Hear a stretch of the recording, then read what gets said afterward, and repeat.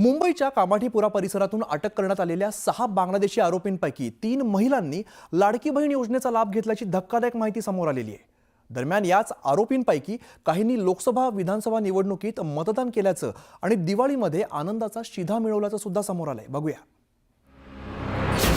कामाठीपुरा बांगलादेशींचं केंद्र, बांगलादेशी लाडकी बहीणच्या लाभार्थी, बांगलादेशींमुळेच मतदानात सुद्धा वाढ, आनंदाचा शिधा लाटल्याचं उघड।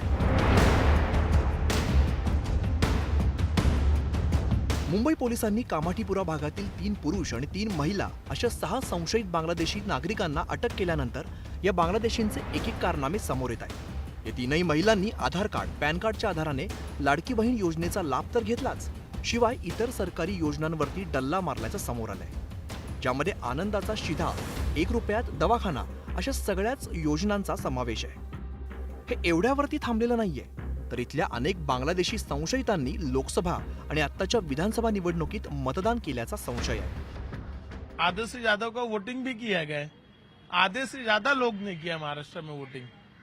अभी ये चीजें कैसे है कि जो इलेक्शन कार्ड का जो क्राइटेरिया है उसके लिए भी बर्थ सर्टिफिकेट ये जरूरत नहीं है, आधार कार्ड, पैन कार्ड पे भी और राशन कार्ड पे भी बन रहा है। आज इलेक्शन कार्ड उसी पे भी बन जाता है। इलेक्शन कार्ड तो इश्यू कर रहा है इलेक्शन अथॉरिटी। ज्या मतदारसंघात या बांगलादेशी घुसखोरांना अटक करण्यात आली त्या कामाठीपुरा परिसरात राज्यात यंदा सर्वात कमी मतदान झाले, पण 2019शी तुलना केली तर 2024च्या निवडणुकीत मतदानाचा टक्का वाढलाय। त्यामुळे मवियाने मतदानात घोळ झाल्याचा आरोप केला होता। आता किरीट सोमय्यांनी बांगलादेशींवरून आरोपांची राळ उठवल्याचं दिसतंय। सोमय्यांच्या दाव्यानुसार जुलै 2024 ते नोव्हेंबर 2024 या कालावधीत राज्यातील 20 जिल्ह्यांमध्ये तब्बल 2 लाखहून अधिक लोकांनी उशिरा जन्माची नोंद करण्यात यावी, थोडक्यात त्यांना जन्माचा दाखला देण्यात असा अर्ज तहसीलदारांकडे केला। त्यामध्ये 98% लोक हे मुस्लिम असून तहसीलदारांनी शिफारस केल्यानुसार जिल्हाधिकाऱ्यांनी त्यांना जन्माचे दाखले दिले। त्यामुळे सगळे बांगलादेशी घुसखोर असल्याचा सोमय्यांचा आरोप आहे। तसे पुरावे सुद्धा त्यांनी राज्य सरकारला दिले। आणि आता ही जी मोहीम चालू आहे त्या ठरवून मुंबई, पुणे, नाशिक, नागपूर इथे अर्ध आले नाही। मुंबईत 2,20,00,000 लोकसंख्या आणि मुंबईत अर्ध आले 1150। कामाठीपुऱ्यात आता बांगलादेशी सापडल्याने नव्या घुसखोरांमुळे परिसरातील सुरक्षा धोक्यात आल्याचं आता रहिवासी म्हणतात।